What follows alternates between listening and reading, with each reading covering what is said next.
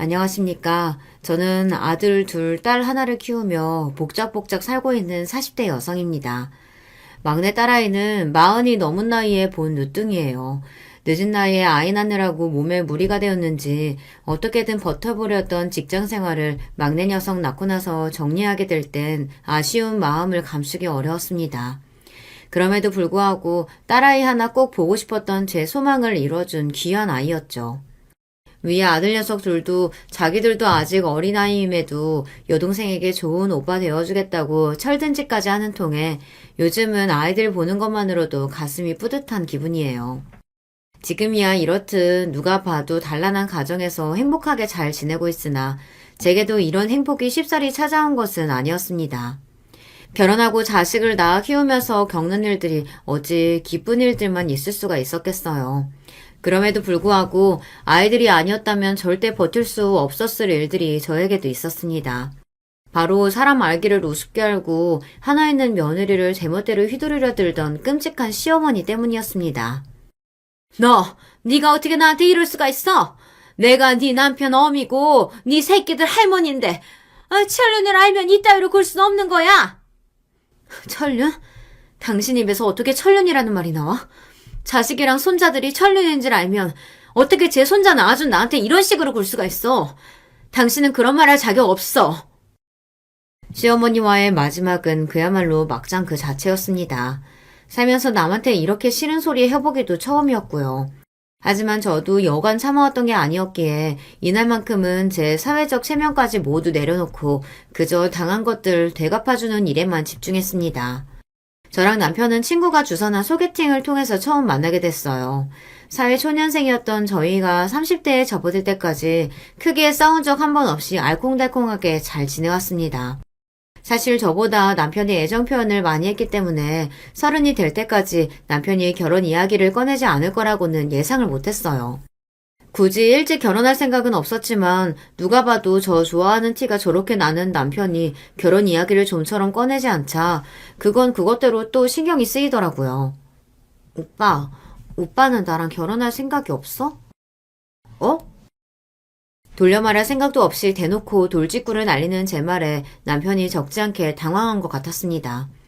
아니, 그렇잖아. 하는 걸 보면 결혼 생각이 없는 것도 아닌 것 같고, 그렇다고 나를 대충 만나는 것 같지도 않은데, 결혼 얘기는 한번 꺼낼 생각을 안 하니 내가 하도 이상해서 그래.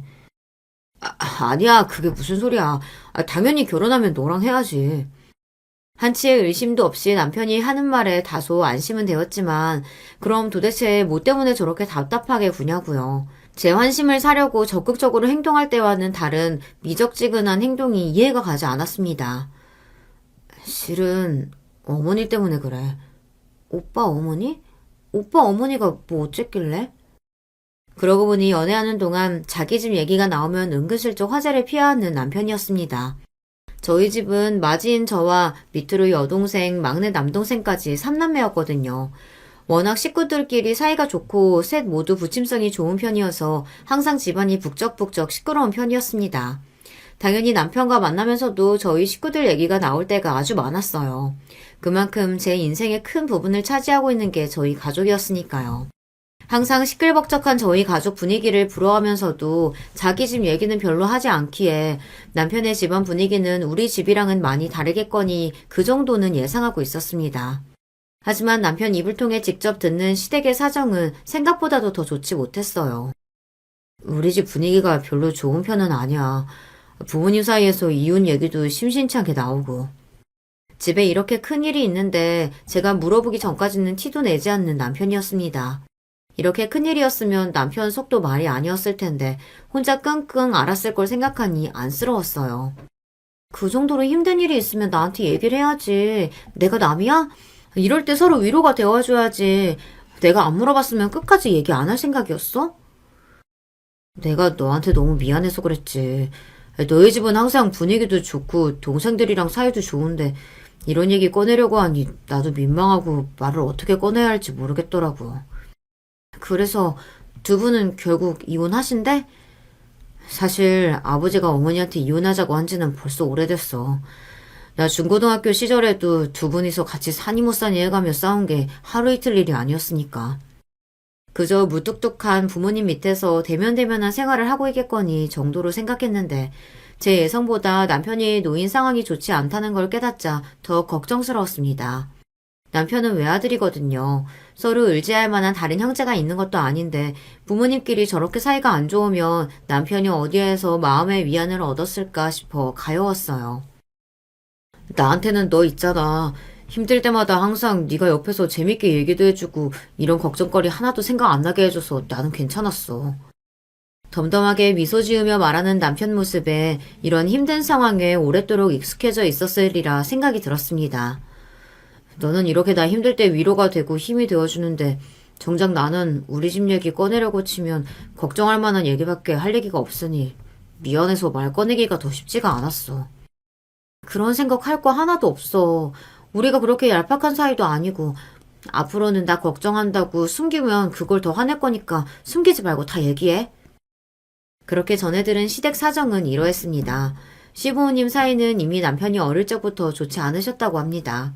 남편에게 기억이라는 게 존재할 때부터 시아버지 되시는 분은 집 밖에서 지낼 때가 집에 계실 때보다 더 길었다고 하더라고요. 그래도 자식인 남편이 있어서 벌어오는 돈은 다 집으로 갖다 주시는 모양이었어요.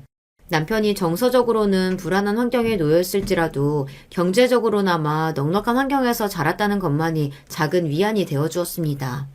시어머니 되시는 분은 항상 밖으로만 놔두는 남편에게 불만이 많았기에 어쩌다 시아버지가 들어오실 때마다 싸움을 거는 통에 차라리 아버지가 들어오지 않으셨으면 좋겠다는 생각을 했다는 남편이었어요. 그때야 내가 뭘 모르니 그랬지. 나는 아버지 그러시는 것도 이해해. 당연히 어머니보다는 자기에게 소홀했던 아버지 원망을 하고 있었을 줄 알았는데 남편의 원망의 화살은 뜻밖에도 본인 모칭을 향해 있었습니다. 그런 남편 입에서 나온 말은 이러했어요. 어머니 친정이 많이 가난한 편이셔. 나는 몰랐는데 나 어릴 적에 그렇게 일찍 부모님 사이가 틀어졌던 것도 어머니 친정 문제 때문이었더라고. 어머니가 아버지 몰래 인감도장 훔쳐다가 외삼촌 보증서 준 게 잘못되는 바람에 집이 휘청거릴 정도로 집안 사정이 안 좋아졌다고 하더라고. 그걸 뒤늦게 알고 아버지가 너랑은 못 산다고 이혼하겠다며 난리를 치셨다는데 나 방패막이 삼아서 간신히 이혼만 막은 거지. 그러고도 시어머니가 친정 때문에 사고치는 일이 멈춰지지 않았다고 합니다. 시어머니에게 시댁이 되는 남편 조부모님은 나몰라라 하면서 친정에다 돈을 빼돌리는 일은 허다했고 심지어는 자기 친정 조카들 돌봐준다고 아무도 없는 집에 어린 남편만 남겨두고 뛰쳐나간 적도 한두 번이 아니라고 합니다. 나는 도대체가 어머니를 이해할 수가 없어. 그래, 많이 봐줘서 아버지와 헤어지면 결국 남이니까 그렇다 치더라도 어떻게 자기 자식보다 친정 조카들이 더 우선일 수가 있어? 자기 가정은 나몰라라 내팽개치고 남편이 벌어다 준 돈 죄다 자기 친정에 퍼다 날라? 자식한테는 관심도 없어. 그러니 아버지가 어머니한테 정이 떨어지지 않고 배기겠어. 전에 없이 원망이 가득한 남편의 목소리였습니다. 좀처럼 사람에게 화날 줄 모르는 사람이었기에 그 정도만으로도 남편의 어머니에 대한 원망을 충분히 짐작할 수 있었어요. 저 역시 이해가 되지 않았습니다. 남편이 평소에 사고치는 성격이거나 성격이 모난 사람이면 또 몰라도 남편처럼 순하고 자상한 사람도 드물었습니다. 제가 만나고 있는 사람이어서가 아니라 객관적으로 봐도 그랬어요. 보통 젊은 남자들이 부리는 허세끼라고는 조금도 없는 사람이었고 쑥스러워도 상대방에 대한 진심을 항상 솔직하게 표현하려고 노력하는 사람이었습니다. 또한 그런 마음이 의심 가지 않도록 말보다 행동으로 보여주는 사람이었고요. 남편이 그리 오래 연애하면서도 결혼 이야기 꺼내지 않았을 때 의아하긴 했지만 저 사람이 속으로 딴 생각하고 있을 거라고 의심하지 않았던 건 역시 그간 남편이 제게 보여준 태도로 인해 쌓인 두터운 신뢰 덕분이었습니다. 나 같으면 내 아들이 저런 성격이면 기특하고 예뻐서 죽을 것 같은데 어떻게 저런 사람을 그렇게까지 마음에 결핍이 생길 정도로 방치할 수가 있는지 이해할 수가 없었습니다. 더군다나 저희 집 분위기는 서로 귀찮을 정도로 관심이 많으면 많았지 가족을 소외시킨다는 건 상상조차 할 수 없는 분위기였습니다. 남편이 차라리 우리 집 같은 환경에서 자랐더라면 얼마나 좋았을까 하고 마음이 아파왔어요. 이렇게 집안 사정이 좋지 않으니 남편이 쉽게 결혼 이야기를 꺼낼 수 없었다는 게 이해가 되었습니다. 더군다나 요즘도 남편과 시아버지 속을 썩이고 있다는 시어머니다 보니 섣부르게 제게 소개시켜줄 마음이 쉽게 들지도 않았겠죠. 물론 저 역시 앞으로 시어머니가 될 분이 그렇게 문제가 많은 분이라는 게 부담이 되지 않았다고 하면 거짓말일 겁니다. 이왕이면 정말 딸 같은 며느리까지는 아니라 할지라도 서로 불편한 일 만들지 않을 정도의 사이가 되길 바랬는데 남편과 결혼하면 아무래도 그러기는 쉽지 않을 거라는 생각이 들었어요. 그럼에도 그 사람에 대한 제 진심이 변하는 일은 없었습니다. 그런 부모를 만난 게 저 사람 잘못도 아닌데 그런 부모 때문에 평생 그렇게 상처를 받아왔는데 그걸 이유로 제가 결혼을 망설인다면 그건 역시 남편에게는 돌이킬 수 없는 상처가 될 터였습니다. 남편같이 좋은 사람에게 그런 상처를 안겨주고 싶지는 않았어요. 하지만 남편 반응은 단호했습니다. 적어도 어머니하고는 확실하게 거리를 두고 얘기를 제대로 끝마치고 나서라도 그 이후에 결혼 이야기할 생각이었어. 물론 그렇다고 해서 어머니 말을 100% 믿을 수는 없지만 자식인 나도 내 어머니 감당이 안 되는데 너한테까지 그런 짐을 짊어지게 하고 싶지 않았어. 남편의 마음 씀씀이가 고마우면서도 모든 걸 홀로 감당하려 드는 모습은 답이 아니라는 생각을 했습니다. 어차피 이 사람과 함께 하겠다는 제 결심이 변함없는 이상 제가 다른 사람과 결혼할 일은 없고 그렇다면 그런 상황 속에서도 서로 힘을 합쳐 답을 찾는 게 방법이라고 생각했었으니까요. 다른 게 문제가 아니라 이유가 그것뿐이라면 이제 결혼 이야기를 해봤으면 좋겠어. 나 그 정도로 쉽게 마음 변하는 사람 아닌 거 알잖아. 그런 제 말에 감동받은 것 같은 남편이었지만 여전히 걱정하는 기미가 줄어들지는 않았습니다. 그럼에도 남편이 결국은 제 뜻을 따라줄 것을 알고 있었어요. 제가 원하는 것은 무엇이든 이뤄주고 싶어하는 남편이었습니다. 결혼 문제 역시 예외가 될 수는 없었죠. 그렇게 본격적으로 저희 결혼 이야기가 오가게 되었습니다. 결혼 준비하면서 서로 투명하게 상대방의 경제 상황을 이야기했을 때 생각보다 남편에게 모인 돈이 많지 않다는 걸 알게 되었어요. 하지만 묻지 않아도 쉽게 이유를 짐작할 수 있었죠. 허투루 돈 쓰는 사람이 아니니 원인은 시어머니 말고 또 있을 리가 없었습니다. 제게 미안한 기색으로 남편이 말했어요. 사실 나 대학 다닐 때나 취직해서도 어머니가 여러 번 손을 벌리셨어. 나중에 그거 알고 아버지가 남편도 모자라서 자식까지 뜯어먹냐며 한바탕 난리가 났었는데 나는 집에서 시끄러운 소리 나는 게 너무 지긋지긋해서 그냥 그러고 넘어갔어. 너랑 결혼할 거 생각했으면 어머니랑 단판 지어서라도 그거 다 받아냈어야 하는 건데 그때는 내가 너무 지쳐서 돈이고 뭐고 그만 얘기하고 싶더라고. 그러고 나서 나중에 아버지가 돈 메꿔준다고 하시긴 했는데 평생을 아버지도 어머니 때문에 돈 문제로 속 썩었는데 나까지 그러기는 싫어서 그러지 마시라고 했지 뭐. 또 친정 문제 때문에 그러셨대? 진정일도 그렇고 본인도 무슨 바람이 불었는지 되도 않는 투자를 한다고 하다가 돈 있는 대로 다 까먹고 도대체 왜 그렇게 사는 건지 이해를 할 수가 없어. 생전 나쁜 소리 한 번 안 하던 사람이 자기 모친 얘기가 나오면 날카로워지는 남편이었습니다.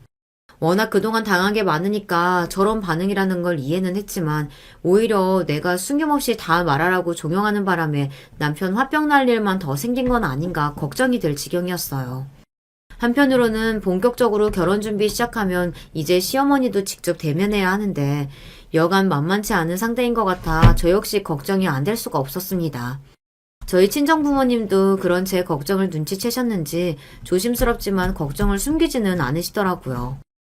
미희야, 물론 우리도 승준이가 좋은 사람이라는 거 잘 알지. 하지만 그래도 결혼이 니들 둘만 어디 무인도에 뚝 떨어져서 사는 것도 아니고 특히나 결혼하고 나면 여자는 시어머니 자리가 제일 중요한 건데 그렇게 사고를 치고 다닌다고 하니 엄마 아빠가 어떻게 걱정을 안 할 수가 있겠어. 솔직히 엄마는 너 이 결혼 안 했으면 좋겠어. 엄마, 그동안 오빠가 우리 식구한테 얼마나 잘했는데 엄마까지 그러지 마. 지금 엄마가 이런 소리 하는 것만으로도 오빠한테는 진짜 상처야. 그래, 내가 그거 생각하면은 정말 못할 짓 하는 거 알아. 아는데 그래도 엄마한테는 내 새끼가 제일 중요한 걸 어떡해. 부모님이 걱정하실 게 뻔했지만 그렇다고 시댁 상황을 전달하지 않고 숨기기만 하는 건 부모님에 대한 기만이라고 생각했어요. 그래서 차마 부모님을 속일 수 없어 말씀을 드렸던 건데 그 이후로 한숨을 푹푹 쉬시며 걱정이 끝없는 부모님이셨습니다. 물론 그런 부모님 반응을 이해는 할 수 있었어요. 세상 어느 부모가 자식이 어려울 거 뻔히 보이는 시어머니 있는 자리로 시집을 보내고 싶겠어요. 하지만 그러기에는 저나 남편이나 이미 너무 정이 깊어져 있었습니다. 결혼을 안 하면 안 했지 저 사람 말고 다른 사람이랑 할 생각은 추호도 없었어요. 그런 제 고집을 결국 부모님도 꺾지 못하셨습니다. 저희 결혼을 허락해 주시면서도 남편 손을 꼭 부여잡은 엄마가 당부에 당부를 거듭하셨습니다. 승준아, 우리는 정말로 너 하나만 믿고 우리 미희 보내는 거야. 당연히 쉽지 않으리라는 건 알지만 혹여나 갈등 생기더라도 꼭 우리 미희 버팀목이 되어주겠다고 그거 하나만큼은 내가 제대로 약속을 받아야겠어. 네, 장모님, 걱정하지 마세요. 무슨 일이 있더라도 저는 미희 편이에요. 절대 걱정하시는 일 생기지 않도록 잘하겠습니다. 이런 걱정하시게 해서 제가 정말 죄송합니다. 장모님, 장인어른. 자기가 지은 죄 하나 없이 저희 부모님 앞에서 죄인이 되어야 하는 남편을 보며 속상했습니다. 저희 부모님 같은 부모님까지는 아니더라도 남편에게도 일이 죄송해서 고개를 조아려야 하는 부모가 아니라 그저 정상만 되는 시어머니였다면 얼마나 좋았을까 하는 생각이 절로 들었지만 그게 남편 가슴을 더 아프게 할 말이라는 걸 알기에 그저 제 안에서 삼켰습니다. 시어머니를 만나기 전 먼저 시아버지와 대면했습니다. 물론 양가 상견례에서는 양가 부모님이 다 나오셔야 하겠지만 남편 말을 들어봐도 두 분을 따로 뵙는 게 더 나을 것 같더라고요. 어차피 워낙에 두 분 사이가 돌이킬 수 없을 만큼 나빠져 있기도 했습니다. 두 분을 같은 자리에 모셔서 좋을 게 없다는 남편 말에 저도 동의했어요. 그렇게 처음 만난 시아버지는 곧 며느리가 될 저를 보고 표정에 수심이 가득했습니다. 며느리 처음 보는 자리에서 할 말은 아니지만 아가씨가 시집와서 고생할까 싶어 내가 걱정을 안 할 수가 없네요. 남의 귀한 집 딸내미 데려와서 할 만한 짓이 아닌데 나나 우리 승준이가 최대한 막으려고 노력하긴 하겠지만 평생을 우리 뜻대로 안 되는 양반이 자식 장가 보낸다고 달라질까 싶은 게 솔직한 내 마음이네요. 시아버지 처음 만나는 자리에서 저렇게 대놓고 걱정하는 말을 들으니 어쩔 수 없이 걱정이 커질 수밖에 없었습니다. 오죽하면 남편과 아들을 이렇게까지 질리게 만들었을까 싶어서 정말 대단하다는 생각도 들었습니다. 시어머니를 만나기도 전인데 이미 안 좋은 인상만 가득 쌓여 있었어요. 이대로라면 시어머니가 생각보다 별 사고를 치지 않는다 하더라도 제가 지레 겁을 먹고 제대로 지낼 수나 있을까 싶었죠. 차라리 시어머니 만나는 날이 오지 말았으면 좋겠다는 생각도 들었어요. 그렇게 처음 만난 시어머니는 처음부터 저를 곱지 않은 눈초리로 바라보았습니다. 바짝 긴장한 저를 보고 시어머니가 툭 내뱉었어요. 나는 제가 아가씨 데려오기도 전에 하도 엄포나서 어디서 귀한 때에 고매한 아가씨라도 모셔야나 했는데 하기야 지 아빠 말이나 들을 줄 알았지. 지 어미 말을 그리 우습게 여기는 놈인데 말해 뭐해. 마치 남편을 천하에 둘도 없는 불효자식처럼 말하는 시어머니였습니다. 저 나름대로는 마음을 단단히 먹고 왔다고 생각했는데도 저에 대한 공격이 아니라 자기 친아들에 대한 공격을 서슴지 않은 시어머니 말이 당황스러웠어요. 자기 아들도 처음 보는 며느리감 앞에서 저런 식으로 깎아내리는데 남의 집 자식인 며느리한테는 오죽하겠나 싶었습니다. 그렇다 해도 저한테야 어차피 남인 사람이고 여차하면 안 보고 살면 그만인 사람이다 싶었으나 저런 사람과 천년으로 엮인 남편은 그동안 얼마나 소가리를 했을지 싶었어요. 내가 자식이라고 하나 있는 거는 평생을 어미한테 살갑게 걸 줄 모르다 보니 그래서 며느리에 대해서는 기대가 좀 있어요. 저게 아들이 아니라 딸이었으면 엄마한테 좀 잘했으려나 싶기도 해서. 어찌됐든 며느리도 자식 아니겠어요? 사람하기 나름인데 뭐 딸 같은 며느리 못할 거 없는 거 아닌가? 저 성정에 본인이 저를 딸처럼 대해주실 리는 없고 그러니까 한마디로 저보고 딸 노릇하라는 뭐 그런 소리였겠죠. 대번에 남편 얼굴이 일그러졌습니다. 불만 있으면 저한테 하세요. 잘 알지도 못하는 처음 보는 사람한테 할 말 못할 말 못 가리고 함부로 말씀하지 마시고요. 내 입으로 내 생각도 내 맘대로 얘기 못하니? 하여간 저 말하는 싸가지하고는. 솔직히 그 뒤로는 무슨 말이 오갔는지 다 기억도 나질 않았습니다. 그렇게 간신히 차에 도착해서는 남편 눈치 보느라 쉽사리 입을 열기 힘들더라고요. 어지간히 각오를 했음에도 봉변을 피할 수 없었던 저는 그러다 치더라도 제 앞에서 제 모친이 저러는 모습만큼은 정말이지 보이고 싶지 않았을 남편 심정이 어찌나 참담했을지를 생각하면 남편 마음이 다칠까봐 쉽게 위로의 말을 건네기조차 어려웠습니다. 남편이 저희 집 식구들에게 그리 살갑게 대하며 제 친정을 부러워하는 마음이 10분 이해가 되었어요. 남편이 이루고 싶은 가정 역시 꼭 저희 친정을 닮아 있었겠죠. 그런 남편을 생각하니 더는 저런 어머니에게 고통받게 두지 않고 꼭 우리 친정 같은 가정을 만들어 주리라 다짐했습니다. 결혼 준비하면서도 시어머니하고는 거의 만날 일이 없었어요. 그쪽에서 먼저 연락해서 예단이니 뭐니 요구해왔으나 미리 남편이 당부했던 대로 시어머니에게 연락이 오는 대로 남편에게 전했습니다. 그 뒤로는 어떻게든 저와 시어머니 사이를 막아보겠다고 용을 쓰는 남편 덕에 결혼 전에 더 시끄러운 일은 따로 생기지 않았어요.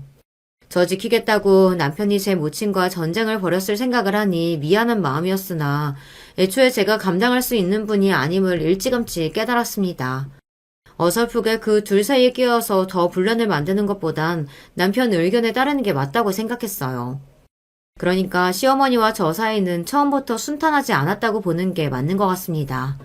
제가 잘하려고 했다고 한들 저희 첫 만남에서 이미 시어머니는 당신 민낯을 감출 생각도 않는데 아들 장가간다고 모자 사이가 회복되길 바라는 건 너무 순진한 생각이었구나 싶었죠. 상견례 자리에서도 그런 저는 물론이거니와 당신 아들과 남편까지 모조리 못마땅하기 짝이 없다는 표정의 시어머니였지만 시아버지가 보통 잡은 게 아닌 모양인지 그래도 깽판 놓지 않은 것만 해도 다행이다 싶었습니다. 물론 불만 가득한 표정으로 제대로 입도 열지 않은 태도에 저희 부모님 표정이 굳을 수밖에 없었지만요. 그만큼 죄송해하는 시아버지와 남편 때문에 차마 화조차 내질 못하셨어요. 이왕이면 상견례 자리라도 분위기가 좋았으면 했는데 딸 자식 시집 보내는데 일이 친정 부모님께 걱정을 끼치는 게 죄송스러웠습니다. 시어머니의 폐악이 본격적으로 시작된 것은 결혼 이후부터였습니다. 결혼 몇 년 전까지는 생활력이라고는 하나도 없는 시어머니를 시아버지와 남편이 부양하고 있었습니다. 시어머니가 아들을 볼모 삼아 시아버지랑 이혼할 수 없다고 뻗대던 것도 두 분 사이에 부부로서의 애정이 남아있어서가 아니라 돈이 필요해서 그랬겠죠. 이미 일찌감치 모친이 자식에게 애정이 있어서가 아니라 본인에게 유리한 수단으로 이용하고 있음을 깨달은 남편이었어요. 그 어린아이가 그걸 깨닫기까지 얼마나 많은 상처를 받았겠습니까? 시아버지 역시 이런 사실을 모르지 않았으나 그래도 두 분 사이에 아이가 있다는 사실만큼은 변함없었습니다. 이혼 얘기만 나오면 당신 자식 편부모 가정에서 큰 애 만들 거냐며 발광을 하는 시어머니 때문에 시아버지의 이혼 시도는 번번이 실패로 끝났고요. 그래도 도저히 얼굴 맞대고 살기는 힘드신 모양이었는지 그무집 근처에 관사로 들어가서 주로 생활하셨다고 합니다. 내가 비겁했지. 아무리 그 여자랑 사는 게 끔찍했어도 내가 내 새끼를 그 여자 옆에 방치한 것만큼은 분명히 내 죄니까. 그 여자가 뭐라고 하든 간에 내가 승준이를 데려왔어야 했는데 그 여자 등살도 보통은 아니지만 내가 작정하고 애 데려오라고 했으면 불가능한 일도 아니었을 텐데. 그대는 요즘이랑 달라서 이혼 가정도 이렇게 많지 않았고 가뜩이나 집안 꼴 돌아가는 꼴이 형편없는데 부모 이혼까지 하고 나면 애가 정말 설 자리가 없을 것 같아 참고 살았어. 근데 돌이켜 생각해보니 그게 오히려 애한테 더 못할 짓이었던 것 같다. 내가 죄인이지. 내가 죄인이야. 결혼하고 저희 집 처음 오셔서 번듯하게 사는 아들네의 모습을 보고 흐뭇해하시던 시아버지셨습니다. 기분이 좋아서 그러셨는지 술이 좀 과하셨는데 잔뜩 취해서는 남편에게 고개도 들지 못하고 참회의 눈물을 흘리시는 시아버지를 보고 남편의 눈시울 역시 붉어졌습니다. 두 부자가 참 모진 세월을 견뎌냈구나 싶었어요. 반면 일이 남편과 아들을 힘겹게 만든 장본인인 시어머니는 저희 신혼집 처음 와서도 구석구석 살펴보는 눈초리가 결코 곱지 않았습니다. 살해놓고 사네? 이런 데서 살면서 어째 지 엄마 생각은 안 하는지 모르겠어. 애초에 저희가 먼저 시어머니를 초대한 것도 아니었습니다. 가급적 저와 시어머니 마주치는 일을 만들고 싶어 하지 않아 했던 남편이었기에 제가 따로 시어머니 쪽에 연락드리는 일도 잘 없었어요. 여보, 그래도 아버님도 한번 들리셨는데 말씀은 한번 드려보는 게 맞지 않을까? 그런 소리 꺼내지도 마. 애초에 우리가 생각하는 상식이 통하는 사람이 아니야. 결혼 전에도 그렇게 못 들을 소리 들어놓고 그런 소리가 나와? 당신도 이제 마음 독하게 먹어야 돼. 그런 사람들은 귀신같이 자기 다리 뻗을 자리 알아본다고. 나는 아버지가 자기한테 신물 나는 걸 알고 있으니 그 사람이 이 집 이들 구석이 어디 있겠어. 마음 약한 당신부터 공략하려고 들 테니까 애초에 연락 와도 받지도 말고 찾아와도 상대해주지 말고. 알았어? 하지만 그게 어디 쉬운 일인가요?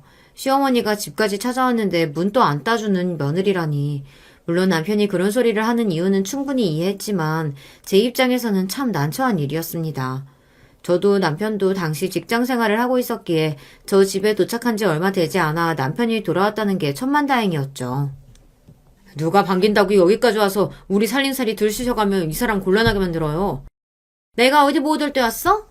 너 항상 그렇게 엄마 죽을 죄라도 진 것처럼 구는데 그래도 너 지금 이만큼 사람 노릇하게 살 수 있게 키워준 게 나야. 네 아빠야 돈이나 갖다 줄 줄 알았지. 한 게 뭐 있다고. 한 거 없는 건 어머니도 마찬가지예요. 나 대학 들어가자마자 독립하기 전까지 집에서 제대로 된 챙김 받으면서 자란 건 아주 어렸을 때였으면 몰랐을까. 그런 기억 나한테는 없네요. 맨날 밖으로 놔돌고 친정이나 챙길 줄 알았지. 자식이라고는 하나 있는 거 신경 안 써준 건 어머니도 매한 가지면서 뭐가 그렇게 당당하세요? 아버지는 그나마 밖에 나가서 일해서 우리 부양이라도 했지. 어머니는 자식 인질 삼아 그런 아버지 뜯어낼 줄이나 알았지. 나한테 대단한 거 한 거 있는 것처럼 그런 식으로 말하지 마세요. 아유, 이래서 자식 새끼 키워봤자 하나도 소용없어. 내가 지 때문에 어떻게 살았는데 그 지긋지긋한 인간이랑 안 갈라서고 살아준 것만 해도 고마운 줄 모르고. 너 그때 네 아빠 하자는 대로 내가 너 떼어놓고 이혼했으면 지금 장가나 제대로 갔을 줄 알아? 누가 이혼 가정 자식들한테 쉽게 딸을 주고 싶어 하냐고. 너 그거 생각하면 나 참고 산 걸 아주 감사하게 생각해야 돼. 참고 살긴 누가 참고 살아요. 참고 산 건 나랑 아버지예요. 기어이 아들 신혼집까지 쫓아와서 서로 악을 쓰며 소리를 지르는 시어머니와 남편을 보니 그만 정신이 아득해졌습니다. 남편이 저렇게 기를 쓰고 억울해하면서 제 모친에게 대드는 모습을 볼 때마다 저는 저대로 너무 속이 상했습니다. 나 곤란하다는 핑계로 문 열어주지 말걸. 차라리 그냥 보냈으면 이사날은 안 났을 텐데 싶어 괜히 제 잘못인 것 같고 이렇게 분란이 일어날 때마다 그러지 않으려고 해도 자불안석이 되는 제 입장이 편할 수는 없었죠. 그래서 그 다음부터는 남편 말대로 정말 불시에 시어머니가 찾아오거나 연락을 해도 응대하지 않았습니다. 며느리 된 입장에서 할 도리가 아니라는 건 알고 있었으나 제게 무엇보다 소중한 건 제 남편이었고 제 남편에게 부모로서의 도리는커녕 생채기만 입힌 시어머니에게 도리 지키겠다고 내 남편 가슴에 한을 더 쌓아 올릴 수는 없었으니까 말이에요. 그러는 중간에도 이제 시아버지와 남편 모두 시어머니에 대한 경제적 지원을 완전히 끊어냈기에 저한테까지 돈 요구하는 연락이 뺀질나게 왔습니다. 역시 이런 요구에도 응하지 않았어요. 남편에게 애틋하고 소중한 어머니였다면 얼마간이나마 금전적 도움을 드리는 게 그리 어려운 일은 아니었을 거예요. 하지만 평생을 남편 볼모 삼아 돈 한 푼 벌 생각도 안 하면서 남편과 아들 뜯어먹기만 한 시어머니에게 저 역시 돈 쓰고 싶다는 생각이 들지 않았습니다. 그랬더니 이번에는 또 2년 전년 온갖 쌍욕이 담긴 메시지에 차마 입에 담지 못할 저주의 말까지 쏟아져 나왔죠. 시어머니 전화번호를 차단한 것도 이 때문이었습니다. 그 문자를 보고 남편이 대경 실색하여 시어머니 가만두지 않겠다며 펄펄 뛰는 걸 간신히 말렸어요. 이제 정말이지 저희가 참아줄 만큼 참아줬다고 생각했습니다. 남편에게도 더는 속 시끄러운 일 만들지 말고 그저 없는 인연인 셈 치자고 그렇게만 말했어요. 여보, 미안해. 내가 이렇게 못난 놈이라서 이 정도도 막아주지 못하고. 어머니가 저렇게 나오는 걸 당신이 무슨 수로 막아. 내 옆에 24시간 붙어있을 수 있는 것도 아니고. 나도 아주 예상하지 못했던 상황은 아니야. 그래도 이렇게까지 하실 줄은 몰랐는데 이 정도까지 선을 넘으시는 거 보면 정말 한계를 넘어섰다 싶어. 더는 응대 안 하고 연 끊었다 생각하고 살면 본인도 더는 연락 안 하시겠지. 당신 말대로 누울 자리 못 된다고 생각하면 더는 다리 뻗을 생각 안 하시지 않겠어? 그렇게 시어머니 번호를 차단하고 모르는 번호로 오는 전화는 받지 않다 보니 한동안은 또 조용하더라고요. 그 사이 저희 부부에게는 좋은 소식이 생겼습니다.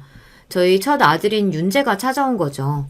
제 딴에는 그렇게까지 큰 스트레스가 아니라고 스스로를 다독였는데 시어머니한테 시달릴 때까지만 해도 생기지 않던 아이가 시어머니와 연을 끊겠다고 마음먹은 후로 찾아온 걸 보니 아무래도 저도 스트레스를 많이 받고 있긴 했구나 하는 생각이 들었습니다.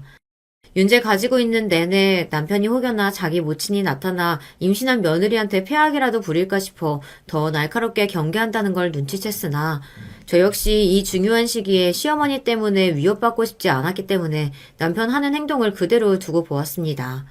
다행히 윤재 낳을 때까지 별일 없이 잘 지낼 수 있었고 건강하게 태어나준 윤재 덕에 저희 친정 부모님은 물론이거니와 시어머니 때문에 늘 수심이 기뻤던 시아버지께서도 기쁨을 감추지 못하셨습니다.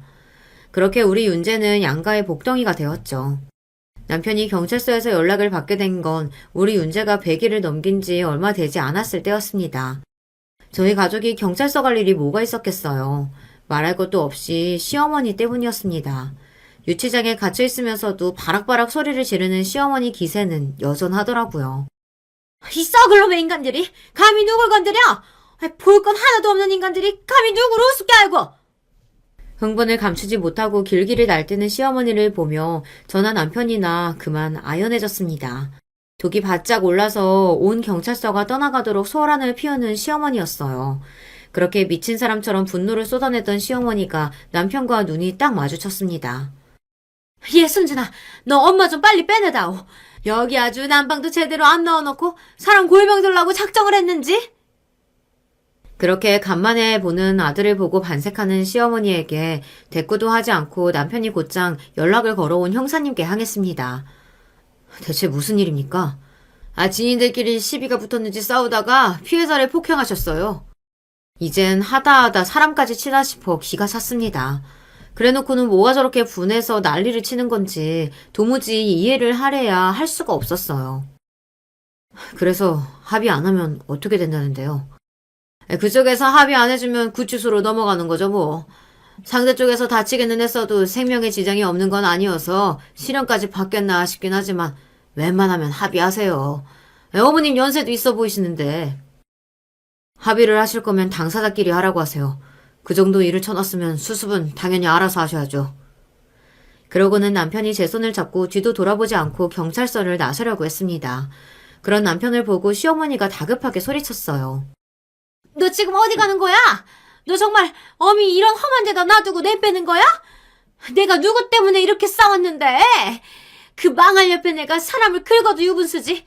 내 성격이 개차반이라서 자식 새끼가 안 찾아온다고 개소리라는데 그걸 그럼 내가 그냥 놔둬? 네가 평소에 어미한테 똑바로 했으면 내가 왜 밖에서 이런 대접을 받아? 끝까지 제 어미를 무시하려고 했던 남편이 그만 화를 참지 못하고 버럭 소리를 질렀습니다. 틀린 말 하나도 없구만 뭘 잘했다고 사람까지 때려놓고 소리를 지르고 있어요. 부모 노릇도 제대로 못한 것도 모자라서 이젠 경찰서까지 잡혀와요? 도대체 나한테 왜 이래요? 이렇게 괴롭히려고 나왔어? 화가 나다 못해 울분을 쏟아내는 남편에게 경찰서 안에 있던 사람들의 시선이 꽂혔습니다. 뭐 이런 일이야 여기서는 흔한 일이겠지만 그럼에도 남편을 바라보는 사람들의 시선에 안타까움이 느껴졌어요. 저는 남편이 모친 잘못 두었다는 이유만으로 그런 불쌍한 사람 취급당하는 게 너무 속이 상했습니다. 그래서 남편 손을 잡고 억지로 끌어당겼어요. 여보 가자. 여기 더 있지 말고 나랑 집에 가자. 나한테 합의금 뜯어낼 생각 말아요. 죄를 지었으면 합의금 주든지 감옥을 가든지 알아서 하시라고요. 예, 승준아. 너 정말 이러는 거 아니다. 너 진짜 이러고 가는 거야? 엄마 이런 데서 못 살아. 엄마 좀 살려줘. 승준아! 승준아! 마지막까지 당신 아들 생채기에는 아랑곳하지 않고 본인 아니만 생각하는 시어머니였습니다. 그래도 엄마라는 사람이 어떻게 저렇게까지 할 수 있나 싶어서 너무 화가 났습니다. 남편 말 맞다나 그럴 것 같으면 도대체 무슨 정신머리로 결혼해서 애까지 낳을 생각을 한 건지 이제가 엄마가 된 저였기에 더더욱 이해할 수가 없었어요. 한편으로는 당연히 받아야 할 엄마의 사랑을 받지 못하고 자란 남편이 가여워 가슴이 욱신욱신했습니다. 나 이번에는 정말로 안 봐줘. 저러다 감옥을 가든 합의금 갚다 길바닥에 나앉든 진짜 이젠 내 할 바 아니야. 그렇게 말하면서도 괴로움에 일그러지는 남편 얼굴을 보니 천륜이라는 게 참 잔인하게 느껴지더라고요. 결론적으로 말하자면 남편은 결국 시어머니 대신 피해자와 합의를 했습니다. 끝까지 외면하려고 애쓰는 남편이었으나 차마 감옥 갈 수도 있다는 말에 끝내 제 모친을 외면하지는 못하더라고요. 답답한 마음이 들면서도 한편으론 나라면 끝까지 저런 어머니를 외면할 수 있었을까 생각하니 남편 속이 말이 아닐 것 같더라고요. 그래서 더 말 못하지 않고 그저 축 늘어진 남편 어깨만 가만히 토닥여 주었습니다. 물론 뒤늦게 이 사실을 알게 된 시아버지가 분기탱천하신 건 말할 것도 없었습니다. 그 미친 예편애가 하다 이제 사람까지 패? 내가 그래도 그동안은 장가 안 간 아들도 있는데 괜한 꼬리표 달게 하기 싫어서 정말 억지로 참고 참았는데 더는 그 예편애랑 엮여서 못 살겠다. 이번에야말로 그 망할 여자랑 이혼하고야 말 테니. 차라리 시아버지라도 시어머니랑 깔끔하게 갈라섰으면 싶었습니다. 한편으로는 시아버지야 부부니까 이혼해서 갈라서면 그만이라지만 도대체 부모 자식 간의 엇갈린 인연은 어떻게 끊어내야 하나 싶어 가슴이 답답해졌어요.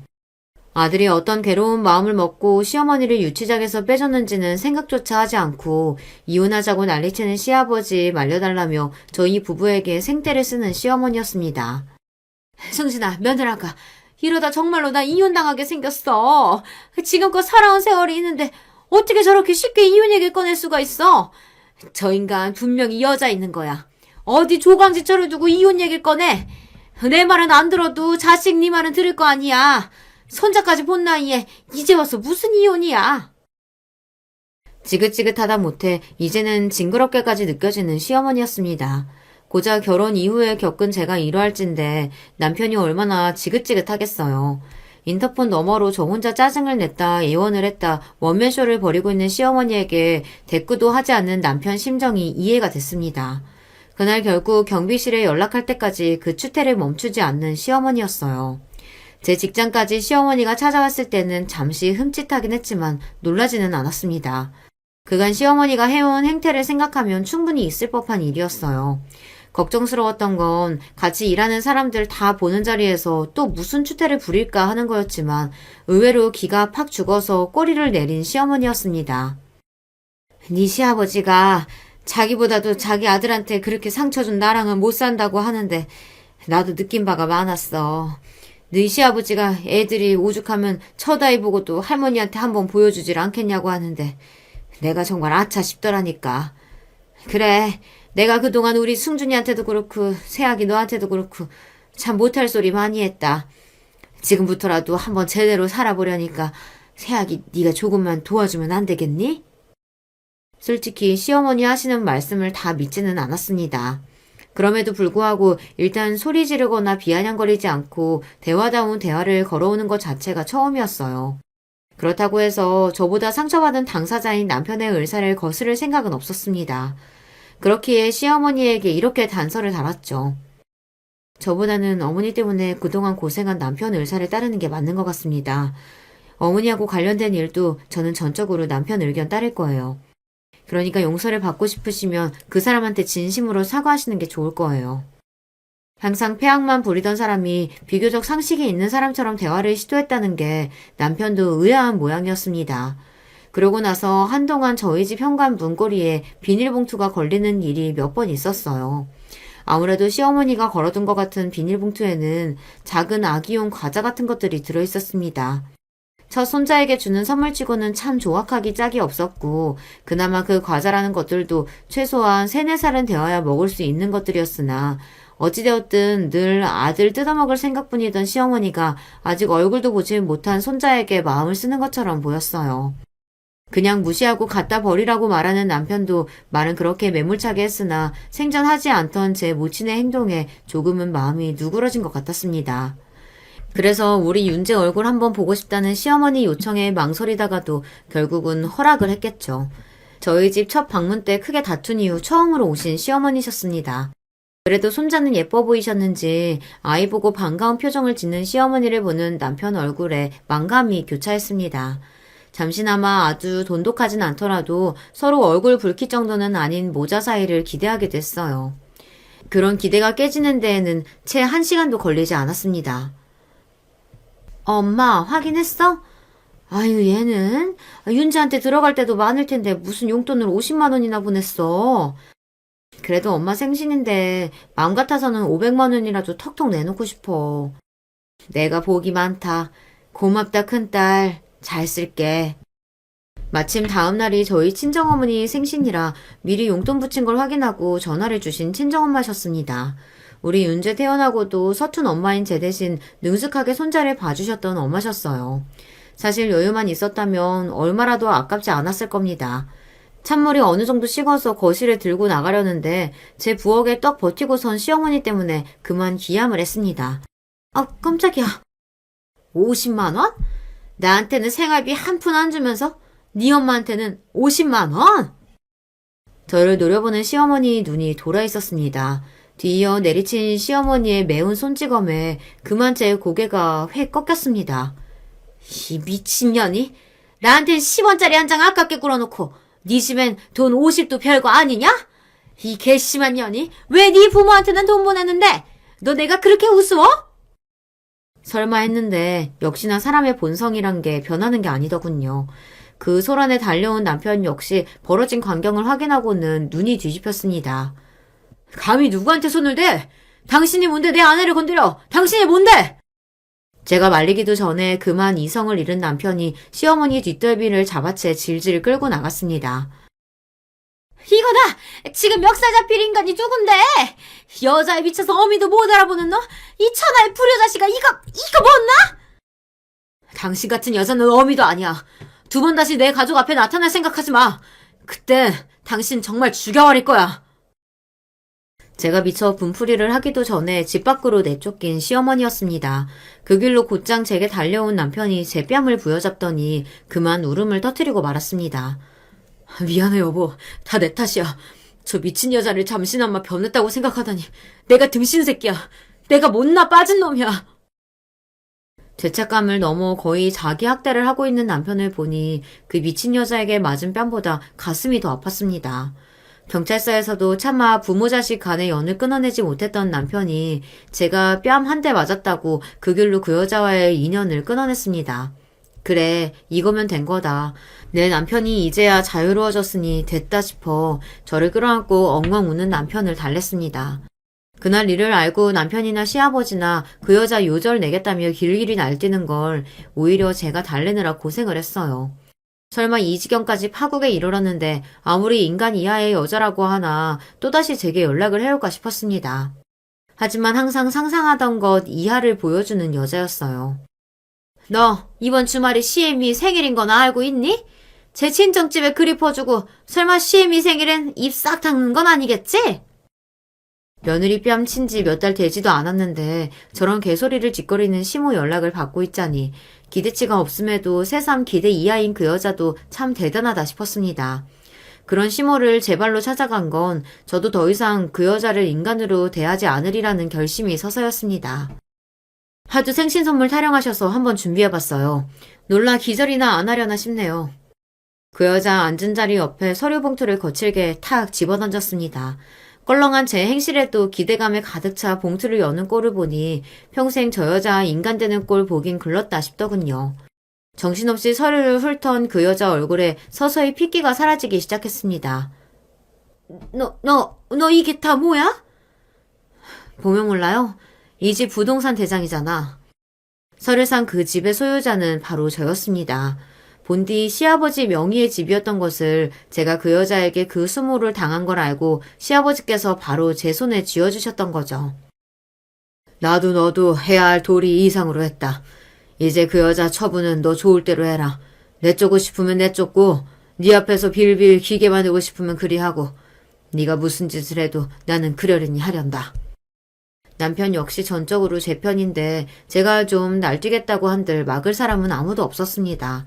이제야 당신이 처한 상황을 파악한 그 여자가 덜덜 떨기 시작했습니다. 내 집에서 당장 나가. 그동안 그 더러운 성질머리 하나 가지고 팔자에도 없는 좋은 세월 살았으니 그만하면 됐지.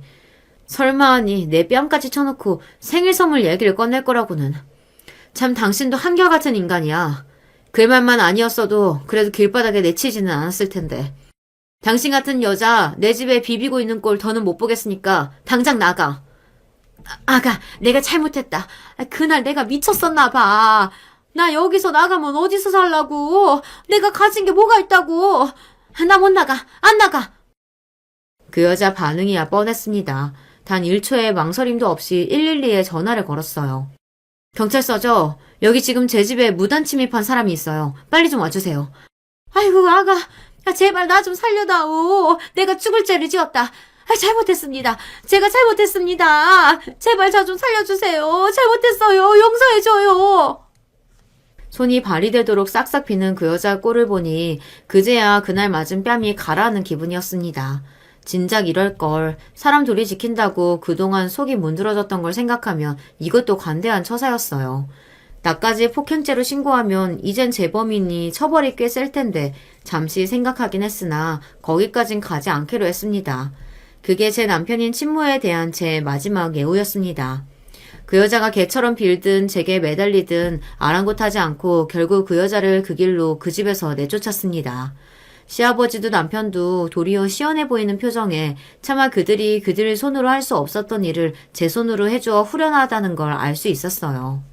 이미 시아버지가 이혼 소송을 걸어 재판이 진행 중이었고 그 후로 그 여자를 보는 일은 두 번 다시 없었습니다.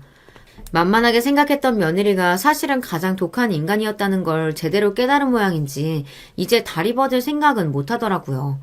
그 지경까지 가서야 겨우 제 소중한 가족들을 그 지긋지긋한 여자에게서 떼어놓을 수 있었습니다. 이제는 그 여자가 설사 죽는다 하더라도 가족 중 그 누구도 그 여자를 찾지 않으리라는 걸 압니다. 그게 그 여자 업보겠죠. 안타까워하는 이 하나 없이 외롭게 살다갈 그 여자에게 일말의 동정심조차 들지 않아요. 그 여자가 사라지고 나서야 비로소 표정이 편안해진 남편을 볼 때마다 더더욱 그렇습니다. 지금은 5 식구 복잡거리며 사는 삶에 남편도 저도 만족하며 지내고 있어요. 결혼 전 결심처럼 저희 친정처럼 시끌벅적하고 따뜻한 가정을 남편에게 안겨주었다는 생각에 뿌듯한 마음입니다. 이렇게 저희 가정이 완전한 행복을 찾은 이야기를 마치고자 해요. 귀 기울여 들어주신 모든 분들께 감사드립니다. 안녕하세요. 저는 40대 초반 아이 둘을 키우고 있는 주부입니다. 원래는 직장 생활을 했었는데 아이들과 함께 오랜 시간을 보내고 싶어서 그만뒀어요. 딱히 직장 생활이 적성에 맞지도 않았지만 돈을 벌어야 하는 부담이 없는 것도 사실이었거든요. 물론 남편도 잘 벌긴 합니다. 대기업에 다니고 있거든요. 그리고 시댁도 웬만큼 살기는 해요. 하지만 그보다 저희 집이 많이 부유한 편이긴 합니다. 딱히 엄청나게 뭘 해서 부자가 된 건 아니고 그냥 예전부터 대대로 유산이 좀 있었어요. 게다가 제가 외동딸이라 그 재산이 모두 제가 받게 될 거기도 했고요. 이런 저희 집 사정을 아는 사람들은 남편에게 다들 이렇게 말했습니다. 진짜 전생에 무슨 덕을 쌓았길래 그런 부인을 만나? 당장 일 그만두고 집에서 살림살아도 되는 거 아니야? 사실 남편이 그런 이야기를 듣는 건 제가 더 억울한 부분이 있었어요. 남편과 저는 대학 때부터 만나 긴 연애 끝에 결혼을 했는데 남편은 저희 집이 이렇게 부자인지 전혀 몰랐거든요. 그냥 돈 걱정 안 하고 사는 줄만 알았지 자기 집이랑 비슷한 정도인 줄 알았대요. 나는 정말 얘네 집이 그 정도로 부자인 줄 몰랐다니까. 티를 전혀 안 내니까. 제가 딱히 사치를 막 하고 다니는 타입도 아니었고 집에 대한 이야기를 별로 하는 스타일이 아니었던지라 남편은 진짜 전혀 몰랐습니다. 그래서 그런 이야기를 들을 때면 억울해하기도 했어요. 처음에는 정말 별 생각 없었어요. 남편도 호탕하게 웃으며 자기가 복이 많네 어쩌네 하는 이야기들을 곧잘 하곤 했었으니까요. 하지만 이게 반복이 될수록 어쩔 수 없이 스트레스를 받게 되긴 하더군요. 연애가 길어지고 결혼할 시기가 올수록 점점 더 스트레스를 받았습니다. 사실 남편이 아니라 제가 더 그랬어요. 모든 사람이 조건만 보고 결혼을 결정하는 것도 아닌데 매번 남편에게 그런 소리를 하는 게 신경이 쓰이더라고요. 한두 번도 아니고 말입니다. 너무 신경 쓰지 마. 나는 진짜 괜찮아. 내가 안 괜찮아. 내가 기분이 나빠. 뭔데 자꾸 오빠를 무시해? 그래서 결혼할 때도 시부모님께만 저희 집 이야기를 했어요. 사실은 이러이러한 집안인데 식구들이 몰랐으면 좋겠다고 말이죠. 시댁에서는 흔쾌히 그러겠다고 하셨습니다. 그리고 시어머니, 시아버지를 제외한 남편의 형제들은 저희 집 사정을 알지 못했어요. 만날 때마다 장가 잘 갔네, 어쩌니 하는 소리 듣게 하는 것도 또 그런 소리를 듣는 남편을 보는 것도 제가 스트레스였으니까 말입니다. 그런 이야기를 더 이상 듣고 싶지 않았던 마음이 컸던 것 같아요. 오랜 연애 기간 동안 주변에서 하도 그런 이야기를 듣다 보니 노이로제가 걸렸던 것 같습니다. 그래서 애초에 싹을 잘라버리고 싶었던 마음도 컸어요. 나중에 들었는데 시어머니는 사실 저의 그런 이야기가 반가웠다고 하더라고요. 남편은 형제들 사이에서 그나마 제일 잘 안 풀린 케이스긴 했거든요. 남편의 집 형제는 삼형제였습니다. 아들만 셋 있는 집이었어요. 위로 한 분 계시는 아주버님은 한 분은 변호사고 아래로 있는 도련님은 세무사신데 두 분 모두 돈도 굉장히 잘 벌고 결혼도 잘하셨어요. 둘째인 남편이 대학도 하는 일도 제일 어떻게 보면 딸리긴 했습니다. 근데 마누라를 잘 만났다고 하면 형들이 더 빈정거리며 무시할 게 뻔하다고 생각하셨나 봐요. 네가 그렇게 하자고 해서 사실 많이 반가웠다. 제가 괜한 말 듣고 싶지 않아서 그런 건데요, 뭐. 그래도 네가 해온 집까지 우리가 해줬다고 말해도 정말 괜찮겠니? 어머님, 아버님만 괜찮으시다면 저는 상관없어요. 신혼집을 저희 집에서 해주셨거든요. 근데 그걸 다른 시댁 식구들에게는 시아버지가 해주신 걸로 말하기로 했습니다. 물론 반발은 좀 있었어요. 특히 동서들에게서 말입니다. 당연히 기분 나쁠 만한 상황입니다. 그걸 부정하는 건 아니었어요. 하지만 그럼에도 불구하고 그 두 동서는 그 표현이 노골적이고 센 편에 속하긴 했습니다. 왜 막내 도련님만 해주세요? 그니까요. 다 같은 아들인데. 사정에 따라 해주고 말고 하는 거지. 너네 결혼할 때는 애들이 둘 다 돈을 잘 벌어서 자기들이 집을 살 능력이 됐잖니. 그 말에 대놓고 무시하듯 빈정거리며 말하더군요. 능력이 되는 게 문제가 되나요? 이건 역차별이라고요. 아니, 잘난 게 죄도 아니고 어머님 너무 서운해요. 시아버지가 나서서 정리하지 않으셨으면 더 난리를 쳤을 거예요. 다들 그만하거라. 내 재산 내가 알아서 하는데 입을 왜 이렇게들 많이 대? 자꾸 이렇게 시끄럽게 굴면 있는 재산들도 내 맘대로 할 거니까 입들 다물어. 시아버지의 불효령 아닌 불효령이 아니었으면 아마 지금까지 입이 대빨 나와 있을 거였어요. 그들은 그래도 시아버지의 눈치를 많이 보는 것 같았습니다. 나중에 이야기 들었는데 아버님이 가지고 있으신 재산이 그래도 1, 20억은 된다고 하더라고요. 그래서 시아버님이 뭐라 하면 둘 다 찍소리도 못한다고 말이죠. 시아버님이 물려주지 않는다는 것도 아니고 둘째의 몫을 조금 미리 준 것뿐이라고 둘러서 이야기를 하셨음에도 불구하고 그들은 저에 대한 반감을 노골적으로 표현했습니다. 나 같으면 거절했겠다. 그걸 넙죽 받는 것도 참 낯이 두꺼우신 것 같아요. 제가 생각이 좀 짧았던 건가 후회한 적도 있습니다. 왜냐하면 그날 이후로 저에 대한 노골적인 무시와 하대가 일어났거든요. 무슨 중고등학생 여자애들이 마음에 들지 않는 사람 따돌리고 괴롭히듯 저를 괴롭혔습니다. 어느 날은 일부러 가족 모임 시간을 늦게 알려주기도 하고 어느 날은 일부러 안 알려주기도 하고 만나면 사람 면전에서 빈정거리기 일쑤였어요. 한 번은 시어머니 생신에 식당 예약을 저보고 하라고 하더군요. 여태 우리가 했으니까 이번엔 형님이 해보세요. 어떤 식당으로 하면 될까? 뭐 어르신들 모시고 가기 좋은 식당이면 다 괜찮지 않겠어요? 어머니 고기 좋아하시니까 고기 나오는 한정식 집이라든지. 따로 선물 같은 건 준비하지 않아도 될까? 우리는 현금할 건데 동서도 뭐 해오려면 알아서 해오고. 아, 식사 비용은 새 집에서 나눠서 낼 거니까 잘 알아보고 해요. 저는 그 말이 너무 비싼 대로 하지 말라는 뜻으로 알아들었거든요. 실제로 그런 뉘앙스로 이야기하기도 했습니다. 그런데 이 모든 게 저를 매기기 위한 거였더라고요. 막내 동서는 없어 봐서 그런가 이런 식당 하나 제대로 예약을 못해? 네? 셋이서 하는 거니까 부담 가지 않는 선에서 하는 게 좋을 거라고 생각해서. 그 말을 그렇게 알아들으면 어떡해?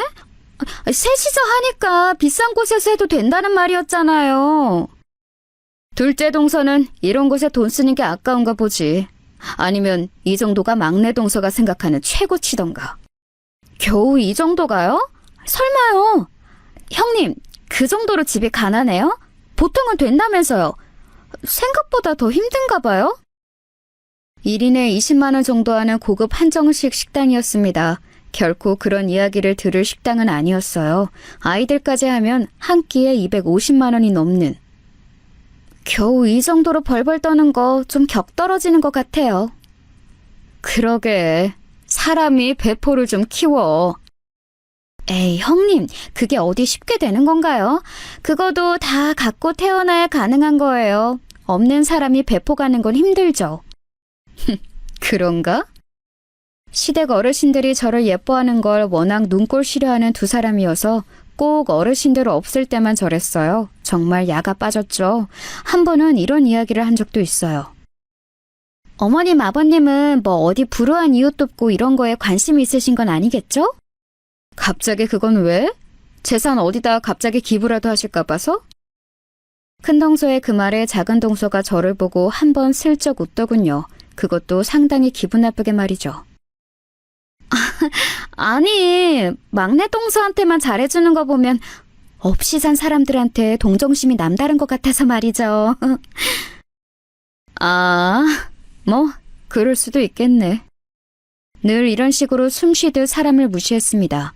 아니, 저만 아니면 되니까 별 상관은 없었는데 그냥 기가 찬 건 저 사람들이 알고 있는 저희 집도 그냥 어지간한 중상층 정도는 됐었거든요. 형님들이 알고 있는 저희 집안은 부자는 아니었어도 절대 가난한 게 아니었어요. 근데도 저랬습니다. 아니, 저희 집도 어느 정도는 돼요. 그러면 집은 왜 받아? 그러게, 그만한 집도 못 해와서 시어머니가 해준 집 홀랑 받은 거면 못 사는 게 맞는 거야. 형님, 괜히 이런 말 듣는다고 열등감 같은 거 느끼지 말고 인정할 건 인정하면서 살아요, 우리. 그니까 몇 년이 지나도 제게 꽁해서 저를 계속 괴롭히는 게 맞았던 겁니다. 진짜 징글징글하죠? 사실 이런 사람들은 제가 휩쓸리면 더 신나서 더 하는 사람들이라 더 무덤덤하게 행동했던 것도 있었습니다. 휩쓸리지 않으려 노력하면서 말이죠. 사실 그런 거에 크게 스트레스 받는 편도 아니었고 봐봤자 1년에 몇 번 안 보는 사이라 처음 결혼하고 몇 년은 참고 지내긴 했어요. 그리고 저 사람들은 귀신같이 누가 없고 저희 셋만 있을 때 저런 소리들을 해서 아무도 모르기도 했고요. 제가 누군가에게 말하지 않았으니까요. 하지만 사람의 마음이라는 게 신경 쓰지 않는 소리라 하더라도 계속 들으면 짜증이 나기 마련이잖아요. 한 번은 이렇게 말했던 적도 있습니다. 그렇게 사람 가진 걸로 평가해서 격이 어떻고 주제가 어떻고 하는 말 함부로 뱉으시는 것 자체가 스스로의 격을 떨어뜨리는 거 아니에요? 제 그 말에 두 사람 다 움찔하더니 파르르 하는 게 느껴지더군요. 형님, 지금 말 다 했어요? 말을 좀 가려서 해! 말을 가려서 하라니 정말 기가 찼습니다. 여태 말을 가리지 않고 막 한 사람이 누군데요. 말을 가려서 하라니, 지금까지 말을 하나도 가리지 않고 하신 분들이 하신 말씀은 아닌 것 같은데요. 그 정도 받아갔으면 이 정도 말 들어도 웃으며 넘겨야지. 아, 결국 돈 못 받아서 저한테 이러시는 거였어요? 되게 교양 있으시네요. 제가 그렇게 비꼬자 둘 다 얼굴이 붉어지더니 오히려 저에게 화를 내기 시작하더군요. 어디서 말대꾸야! 손윗동서들이 그렇다 하면 아, 그런가 보다 하고 듣고나 있지. 진짜 주제도 모르고 양심도 없고 나 같으면 찌그러져서 우리가 무슨 말을 하든 넙죽 엎드렸겠다. 그죠, 형님? 원래 없는 집 사람들이 염치도 없어.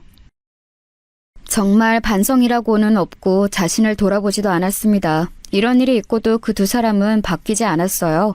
하지만 제가 마음을 바꾼 결정적인 계기는 있었습니다. 저희 아이가 태어나고 4살인가 되던 해였어요. 유나는 영어 유치원 안 보내? 이제 3돌 지났는데요.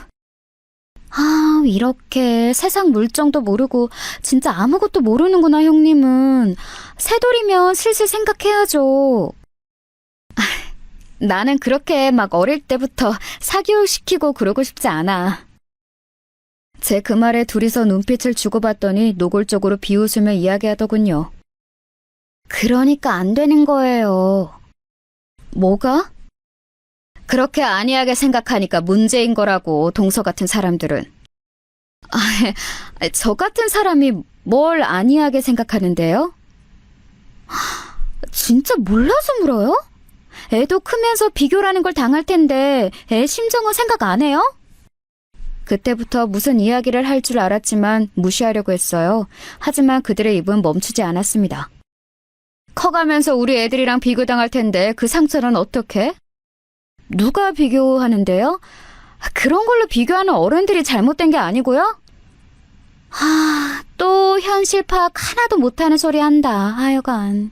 이러니 상류층은 계속 상류층이라 하류층은 계속 하류층인 거예요, 형님. 그러니까 정말 기가 막히죠? 이런 이야기를 아무렇지 않게 하는 게 말입니다. 저는 원래 다른 건 다 참았는데 제 아이를 두고 하는 말들은 도저히 참아지지 않더군요. 그날이 김장하는 날이었는데 어머님이 없을 때 둘이서 딱 그 이야기를 꺼냈거든요. 제가 평소에 이런 말을 어른들이나 남편에게 전달하지 않으니까 당연히 이번에도 안 할 줄 알고 그런 거였겠지만 이번에는 제가 참지 않았어요. 시어머니가 다가오는 걸 보고 일부러 울먹거리며 말했습니다. 저한테 막말하시는 건 참아도 저희 유나한테 그러시는 건 못 참아요. 엄마 아빠가 없어서 애도 열등감을 느낄 거라는 둥 이런 말은 제발 하지 말아주세요. 저희도 최선을 다해서 키울 거예요. 다만 너무 이른 나이에 영어 유치원이나 뭐다 보내고 싶지 않아서 내린 결정이에요. 시어머니가 모든 말을 다 들으셨습니다. 니들 또 둘째한테 싫은 소리 하는 거니? 시어머니의 등장에 두 사람이 움찔 놀라더군요. 아니 어머니 그게 아니고요. 저희는 걱정되는 마음에 그러는 거죠. 남이 원하지 않는 걱정을 우리는 쓸데없는 오지랖이라고 한다. 둘 다 아무 말 못하고 입을 삐죽이더군요. 집 좀 사준 거로 이렇게 몇 년을 꽁해서 동서를 괴롭히고 그러는 거 어디 밖에 소문날까 무섭다. 나 참 부끄러워서 원. 시어머니가 혀를 차며 돌아섰고 시어머니가 자리를 뜨자마자 큰 동서와 작은 동서가 저를 노려보더군요. 애 걸고 넘어지는 건 그만하세요. 그건 저도 안 참아요. 그렇게 말하고 돌아섰습니다. 사실 여태 이야기 안 한 게 하나 있는데 저희가 다 같은 동네에 살거든요. 큰 동서와 작은 동서는 이 동네가 학군이 좋다고 해서 아이들 때문에 살고 있고 저는 남편 직장이 가까워서 여기에 집을 얻었습니다. 세 집 다 전세긴 해요. 아니 정확히는 저희 집은 전세라고 알고 있죠. 제 명의로 되어 있는 제 집이긴 합니다. 그리고 그분들이 한 가지 더 모르는 사실이 있는데 바로 동서들이 지금 사는 전셋집도 다 제가 집주인이라는 사실이에요. 제 이름이 흔해서 별 생각 없는 것 같더라고요. 게다가 그 둘이 집주인이 누구라는 사실까지 공유할 일도 없으니 말입니다. 사실 저도 놀란 부분이었어요. 그냥 대리인을 통해서 늘 계약을 진행해 왔었는데 이름이 둘 다 똑같아서 봤더니 동서들이더라고요. 남편에게도 그 사실을 말했었습니다. 신기하다. 그런 우연이 다 있네. 자기가 집주인이라는 거 알면 그 자존심에 많이 스크래치가 나겠는데? 근데 알 일 있겠어. 뭐 내가 말할 것도 아니고. 형수님이랑 재수씨가 너무 많이 뭐라고 하면 확 말해버려. 아직까지는 참을만해. 라는 대화를 주고받았던 기억이 있네요. 남편에게는 다 말하진 않았지만 남편이 바보도 아니고 어느 정도 눈치가 있는 사람이라 자신의 형수와 재수씨가 저에게 어떻게 하는지는 대충 알고는 있었습니다. 그래서 늘 자신은 괜찮으니 다 말해도 된다고 했어요. 하지만 번번이 형님들에게 무시를 받는 남편이 안쓰러워서 차마 부인 덕까지 본다는 말을 듣게 하고 싶지는 않았어요. 하지만 그런 결심은 곧 깨지고 맙니다. 저희 시댁에는 한 가지 전통 아닌 전통이 있었어요. 나이가 5에 들어가면 그러니까 5년에 한 번꼴로 집마다 100만 원씩 정도는 모아서 큰 생일 선물을 해주는 거였습니다. 시어머니 생신에는 명품백을, 시아버님 생신에는 골프채를 뭐 이런 식으로 말이죠. 큰형님 생일에는 비싼 명품 자켓을 해드렸고 작은 동서 생일에는 갖고 싶다던 비싼 가구를 했었어요. 저도 결혼하고 처음에는 시어머님이 비싼 가방을 사주셨던 기억이 있습니다. 그리고 처음 돌아오는 선물을 받는 제 생일이었습니다. 큰형님이 묻더군요. 동서는 생일 선물 뭐로 받고 싶어? 저는 아무거나 상관없어요. 진짜? 진짜 아무거나 상관없어? 네. 뭐 알아서 해주시면 아무거나 감사히 받을게요. 사실 진짜 별로 필요한 게 없었거든요. 사치 않은 성격도 아니고 딱히 집에 진짜 필요한 물건이 있지도 않았고요. 남편은 이참에 좋은 옷 한 벌 받으라고 했지만 집에서 살림만 하는 사람이 그런 옷 입고 나갈 곳도 없잖아요. 그냥 뭐 사달라고 말로 하는 것도 좀 그렇고 알아서 달라고 했어. 가방이나 옷 같은 거 사주겠지. 그게 제일 무난하니까. 그래도 마음에 안 들 수도 있잖아. 알잖아. 나 아무거나 잘 들고 있는 거. 그렇게 말하며 웃었습니다. 하지만 그 두 사람은 제 예상치를 뛰어넘는 사람들이었어요. 동서, 생일 축하해. 형님, 생일 축하드려요. 선물을 미리 주겠다고 저희 집에 와서는 한참을 집을 둘러보며 미적 감각이 어쩌고 좋은 집 얻어주면 뭐하냐 어쩌고 하면서 품평을 해대더니 제가 인상을 팍 쓰니까 조그만 상자를 건네며 제 생일 선물이라고 주더군요. 이게 뭐예요? 처음에는 상자가 작아서 뭔 반지나 목걸이 같은 액세서리를 사왔나 했습니다. 하지만 열어보니 정말 전혀 예상치 못한 물건이 들어있더군요. 바로 키였습니다. 무슨 키인지도 모를 키요. 자동차 열쇠야. 네? 일단은 자동차라는 전혀 상상도 하지 못했던 정체에 놀랐고 그 다음은 자동차 키의 생김새였습니다. 요즘 자동차는 다 열쇠로 돌리는 키 방식이 아니라 누르는 버튼 키 아닌가요? 근데 열쇠였어요. 요즘도 열쇠로 여는 차가 있나 하고 일단 어리둥절했습니다. 그리고 그 전에 자동차를 왜 선물이라고 사왔는지 그 이유가 너무 궁금했어요.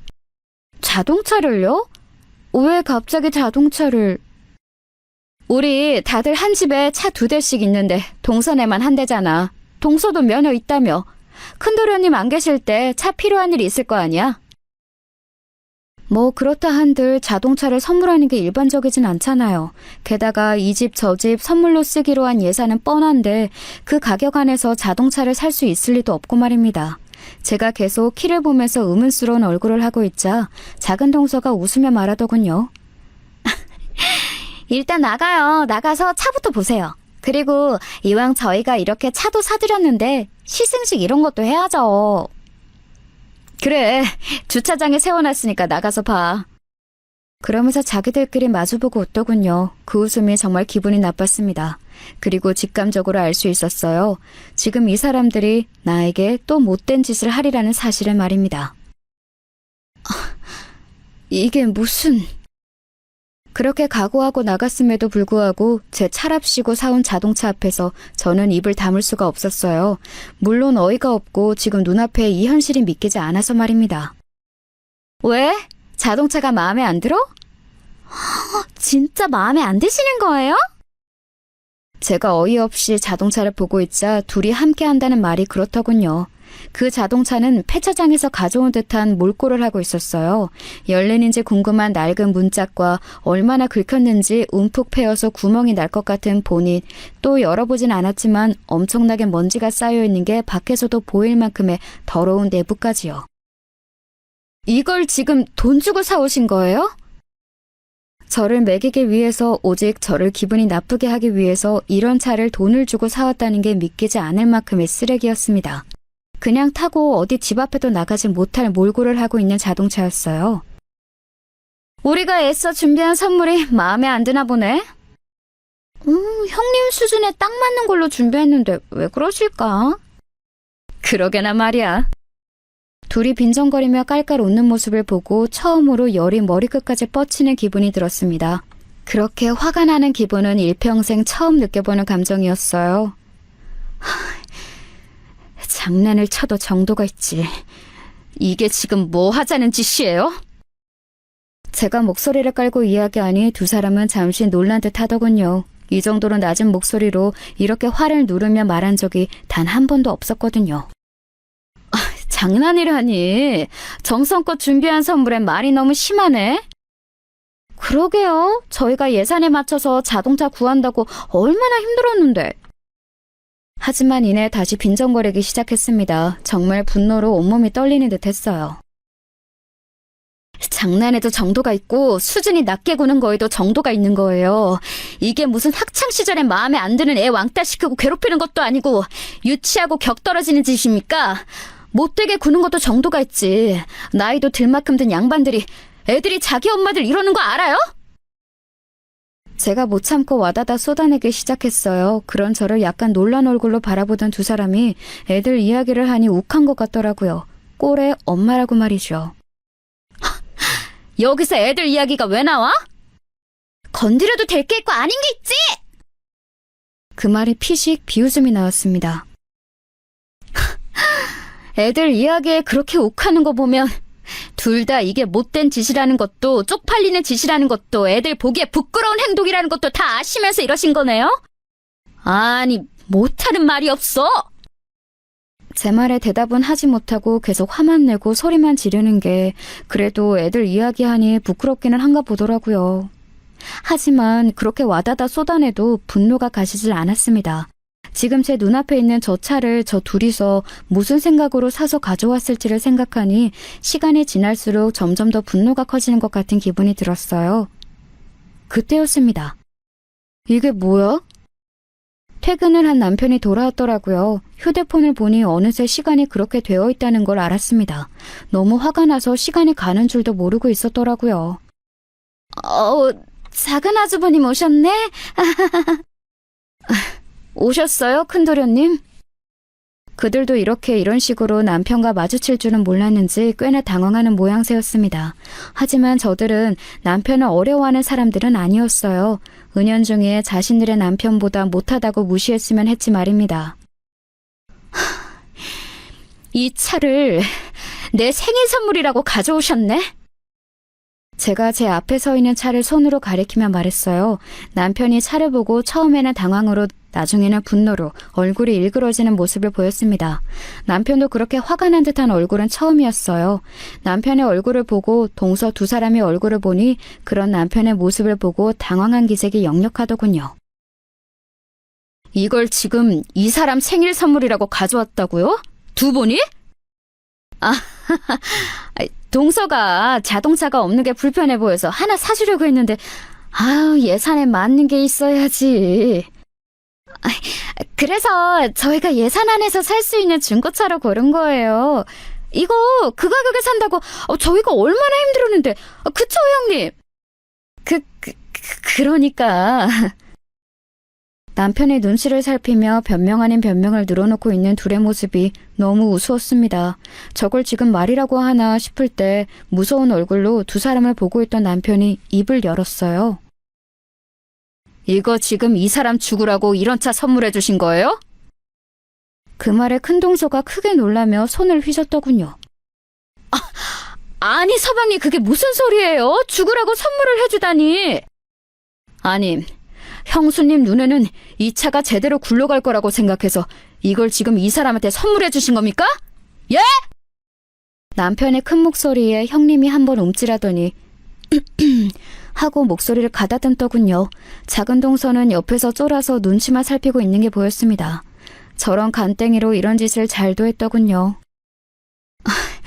좋은 마음으로 한 선물을 이렇게 오해하면 우리가 당황스러워요, 서방님. 형님은 오히려 더 뻔뻔하게 나오기로 작정했나 보더라고요. 그걸 보고 있던 작은 동서도 한마디 거들었습니다. 맞아요. 아주버님이 그렇게 말씀하시면 너무 서운해요. 그런 두 사람을 보고 남편도 더 화가 난 게 느껴졌지만 저도 화가 정말 많이 났습니다. 그럼 저거 타봐요. 제 말에 두 사람이 저를 바라보더군요. 뭐? 저 차 들고 가서 타보시라고요. 내가 저런 똥차를 왜? 하더니 움찔하더군요. 자기 스스로 인정한 겁니다. 오직 저에게 못되게 굴기 위해서 저 차를 선물이랍시고 가져왔다는 사실을 말입니다. 그걸 본인 입으로 듣고 나니 한숨이 나오더라고요. 이제 더 이상은 못 참겠네. 이제는 웃음이 나오는 저와는 달리 남편은 계속 화가 많이 난 듯 보였습니다. 그러고는 뭔가 결심한 듯 저를 한번 바라보더니 두 사람에게 다시 시선을 돌렸어요. 당장 사과하세요. 남편의 낮은 목소리에 큰 동서와 작은 동서가 눈치를 보는 게 느껴졌지만 그래도 자존심을 끝까지 굽히기 싫다는 듯 눈을 치켜뜨며 말했습니다. 난 잘못한 게 없는데? 막내 동서는 있어? 아니요, 저도 없는데요? 또 둘이서 짝짝꿍이 아주 잘 맞는 듯한 말투로 그러더군요. 무슨 개그 콤비를 보는 줄 알았습니다. 남편이 숨을 한번 들이마셨어요. 이 사람이 누군 줄 알고 이러세요, 대체? 나중에 얼마나 후회들을 하시려고? 남편의 그 말에 큰 동서가 비웃듯 헛웃음을 짓더군요. 누구긴 누구야? 둘째 동서지. 우리 집안에서 제일 가진 거 없는, 그래서 시어머니한테 집 뜯어간 둘째네. 그 집 이 사람이 한 거예요. 어머니가 아니고.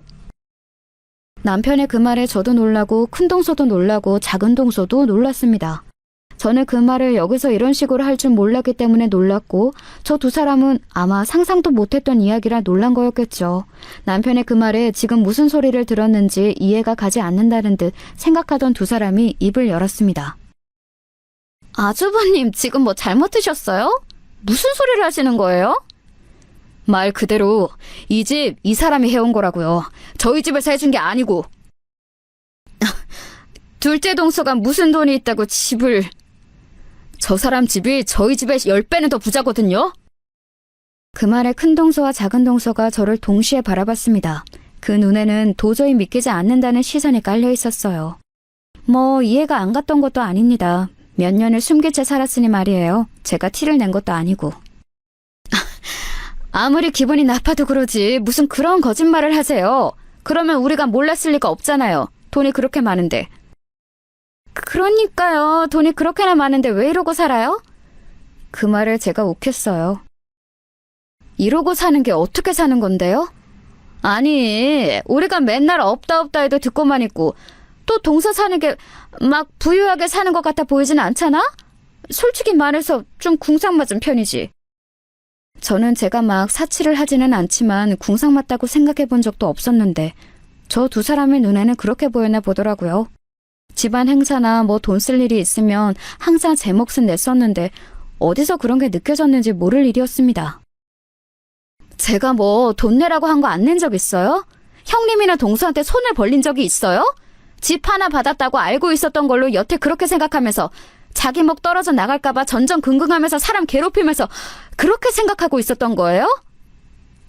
아니, 말을... 두 분 집도 다 이 사람이 집주인이에요.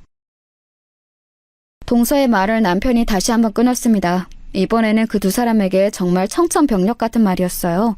집주인이 다른 사람도 아니고 자기들이 몇 년을 무시해왔던 저라는 것이 말입니다. 말도 안 돼. 그렇게 고개를 젓다가 뭔가가 생각난 듯 경악스러운 표정으로 눈을 동그랗게 뜨며 저를 바라보더군요. 아마도 집주인 이름이 박은지겠죠. 그 말에 작은 동서도 저와 큰 동서를 번갈아 봤습니다.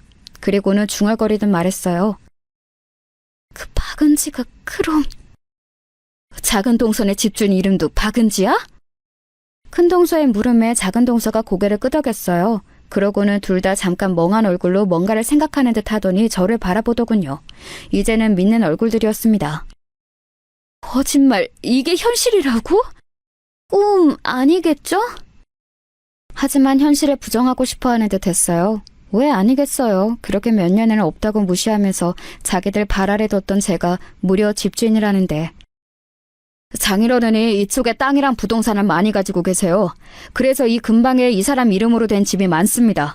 이 사람도 대리인을 통해서 매번 계약해서 계약이 다 될 때까지 두 분이 세입자로 들어온다는 사실은 몰랐고요.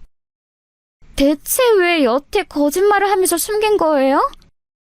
저랑 만날 때부터 사람들이 저한테 전생에 무슨 복을 쌓아서 저런 여자를 만나냐는 둥, 너는 결혼하고 일 그만두고 집에서 살림이나 해도 되겠다는 둥 저를 무시하는 말들을 많이 했어요. 연애하는 동안 그런 이야기를 많이 듣다 보니 저도 이 사람도 지쳐서 제가 집에서 형님이랑 동생한테도 취임해서 사는 거 알고서는 그렇게 하자고 했어요, 이 사람이. 제가 거들었습니다. 부인 덕에 잘 먹고 잘 산다는 이야기 더 듣게 하고 싶지 않아서 이러자고 했는데 형님이나 동서 같은 몰상식한 사람이 있을 줄은 제가 미처 예상을 못했네요. 이런 식으로 밝히게 되리라는 것도 말이죠. 당황한 두 사람을 향해 마지막으로 한마디를 뱉고는 돌아섰습니다. 저 차보다 몇천 배 더 비싼 차 일시불로 살 수 있는 돈의 몇 배가 제 통장에 있으니까 제 차 걱정은 안 하셔도 되고 저 차 그대로 들고 돌아가세요. 진짜 제가 무슨 짓을 더 하기 전에. 이렇게 이야기할 생각은 전혀 없었지만 경악에 차서 어찌할 바를 모르고 있는 동서 둘의 모습을 보니 속이 시원하긴 했습니다. 다음 날 주차장을 확인하니 차가 그 자리에 없더라고요. 그리고 시어머니께 모든 사실을 다 이야기했어요. 다행히도 시어머니는 양해를 해주셨습니다. 언제까지 비밀로 할 수 있을 거라고 생각하지는 않았다. 그리고 걔들이 네가 그거 좀 받아갔다고 오죽 유난을 떨어댔니. 오히려 제 편을 들어주셨어요. 충분히 그럴만했다고 위로도 많이 해주셨습니다. 그날 집으로 돌아가서 남편과 많은 이야기를 나눴어요. 당신이 나를 생각해서 여태 이렇게 지내온 게 나는 더 신경 쓰이고 미안해.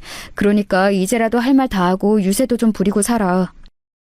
그동안 고마웠고 미안했다는 남편 말을 들으니 여러 가지 생각이 들더라고요.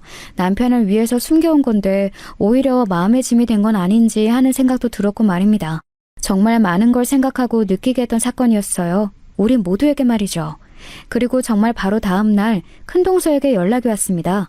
연락이 바로 올 줄은 알고 있었지만 바로 다음 날에 올 줄은 몰랐어요. 동서 뭐해? 오늘 우리 쇼핑이나 같이 갈까? 나간 김에 브런치도 먹고 커피도 한잔하자. 그렇게 다정한 목소리는 정말 처음 들어봤습니다. 비꼬는 기색 없이 말하는 것도 처음 들어봤고 말이죠. 약속을 잡고 나간 자리에는 제 예상과는 달리 형님 혼자 나와 계시더군요.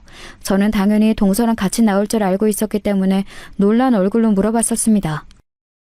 동서랑 같이 나오시는 거 아니었어요? 누구? 막내 동서? 가족들끼리 모일 때나 만나지 평소에는 잘 만나지도 않아. 우리 그렇게 안 친해. 안 친하다는 사람들이 그렇게 죽이 잘 맞아서 저를 볼 때마다 괴롭혔냐고 말을 하고 싶었지만 참았어요. 싸우자고 나온 자리는 아니었으니까요. 나 어제 집에 가서 많이 생각해봤어. 그동안 내가 동서에게 했던 일들 말이야. 어머님이 동서에게 재산을 더 주는 것 같아서 서운한 마음에 시작된 거라고는 하지만 사람을 그렇게 대해서는 안 되는 거였는데 내가 정말 많이 미안해. 정말 반성하고 있어. 무슨 말씀이신지는 알겠는데 하루아침에 이렇게 태도가 변하는 게 정말 당황스럽네요. 제 말에 형님은 눈치를 보더니 슬쩍 말하더군요.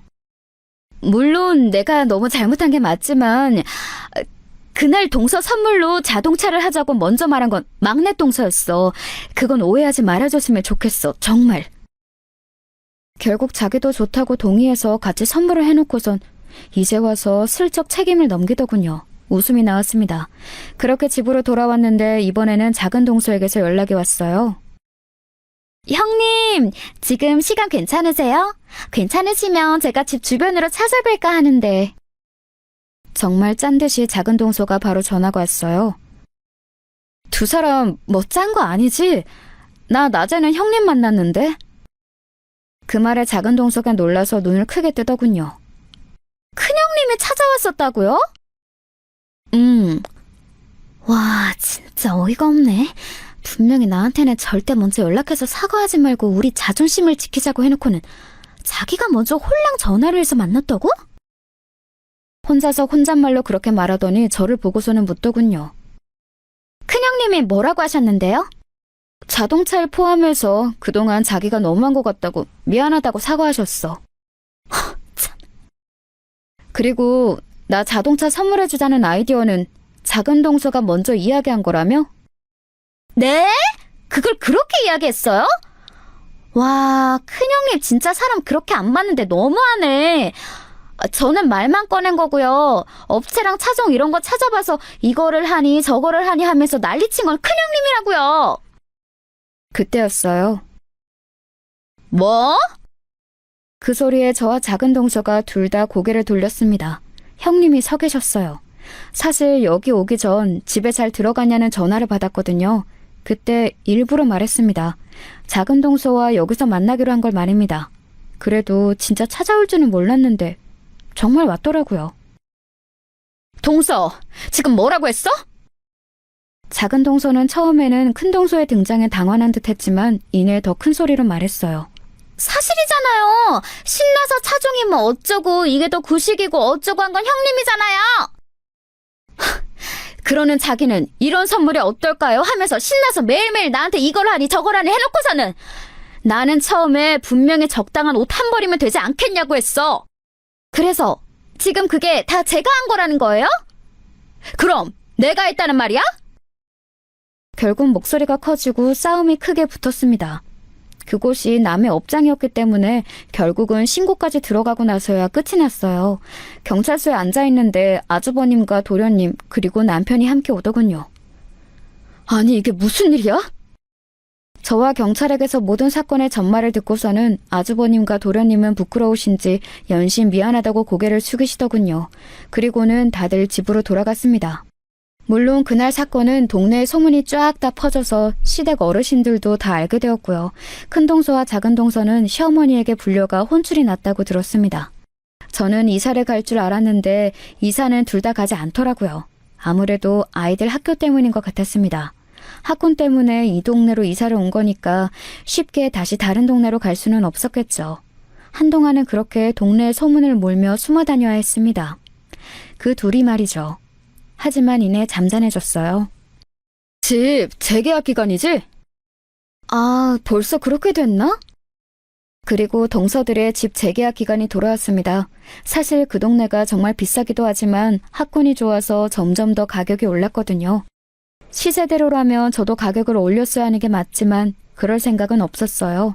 제가 남편이랑 안 살면 모를까 살고 있고 살 거고 또 그러면 좋든 싫든 얼굴을 마주칠 일이 있는 사람들이니까요. 그래서 애초에 올릴 생각이 없기는 했습니다. 동서, 오늘 집에 가도 될까? 형님에게서 전화가 왔어요. 직감적으로 알 수 있었습니다. 집 계약 문제를 이야기하러 올 거라는 걸 말이죠. 한우다, 굴비다, 과일이다 정말 바리바리 싸들고 왔더라고요. 아, 빈손으로 오셔도 되는데 뭘 이렇게 많이. 에이, 그냥 내가 동서 생각하는 마음이지 뭐. 그러고는 한참을 안부나 저희 아이들 이야기를 하더니 본론을 꺼내더군요. 역시나 전세금을 동결시켜달라는 거였습니다. 애초에 받을 생각이 없긴 했지만 막상 이렇게 속보에게 행동하니 짜증이 나긴 하더군요. 평생 안부 인사 한번 먼저 하는 법이 없던 사람이 말입니다. 그래도 시세가 너무 오르긴 해서 동결시키면 다른 집에서 말이 나올 텐데요. 에이, 우리가 가족인 거 모르는 사람도 없는데 누가 입을 대겠어. 우리라고 하는 것도 그냥 웃음이 나왔어요. 조금 더 애를 태워볼까 했지만 그것마저 귀찮아서 알겠다고 돌려보냈습니다. 그러고는 얼마 지나지 않아 작은 동서도 그대로 짠 듯 비슷한 선물들을 가지고 저희 집을 찾아왔어요. 아직 형님이 가지고 온 것도 다 못 먹었는데. 그 양반 벌써 왔다 갔어요? 하여간 발은 더럽게 빨라. 어쨌든 고마워. 전세금 이야기하러 온 거지? 직설적인 저희 물음에 작은 동서가 웅얼거리며 답하더군요. 안부도 물을 겸 겸사겸사. 안 올릴 거니까 걱정하지 말고 가봐. 상대하는 것도 귀찮아 얼른 그렇게 이야기했더니 표정이 굉장히 밝아지더군요. 고맙다, 형님밖에 없다, 제가 더 잘하겠다와 같은 말을 엄청나게 듣고서야 벗어날 수 있었습니다. 그리고 그 후에 그 두 사람은 진짜 저에게 잘했어요. 물론 진심이 느껴지지 않는 연기와 같은 표정과 누가 봐도 입에 발린 말들뿐이었지만 말입니다. 아무튼 저와 동서 둘은 이렇게 지내고 있습니다. 여러분들이 생각하시는 속 시원한 사이다는 아니지만 어쨌든 살면서 얼굴 보고 살아야 하는 사람들에게 막 엄청나게 복수를 할 수도 없는 노릇이었어요. 만날 때 제 속을 뒤집어 놓지 않는 것만으로도 저에게는 다행인 일이겠죠. 그리고 남편도 형과 동생에게 마누라 덕을 보느니 어쩌느니 하는 말을 듣지 않는 것 같고요. 물론 자기 부인들이 너무 잘못한 게 있으니 부끄러워서 못하는 거겠지만 형이랑 동생이 무시하면 이야기해. 전셋값 그냥 최대치로 확 올려버릴 테니까. 말만 들어도 너무 든든한데? 나 장가 잘 온 거 맞네. 그니까 당신 전생에 무슨 복을 쌓았길래 나 같은 부인을 만나? 이제는 그런 농담도 주고받을 수 있게 됐어요. 예전엔 참 스트레스였는데 나이가 들면서 마음도 여유로워졌나 봅니다. 저는 계절이 바뀌면 조금 더 큰 집으로 이사를 갈까 합니다. 사실 시집을 오기 전에 부모님과 살던 집은 더 큰 집이었거든요. 그런데 이사를 오면서 작은 집으로 온 거였습니다. 그것도 나름 제 딴에는 눈치를 본다고 그렇게 한 거였는데 이제는 그렇게 하지 않아도 되잖아요. 보란 듯이 다 하면서 살려고요. 그리고 제가 가진 것들을 질투하면서도 저에게 잘 보여야 하는 그들을 보는 걸로 법을 대신하려고 합니다. 제 사연은 여기서 끝입니다. 재밌게 들으셨나 모르겠네요. 요즘 저녁엔 날이 제법 쌀쌀하더라고요. 다들 감기 조심하세요. 제 이야기 들어주셔서 감사합니다.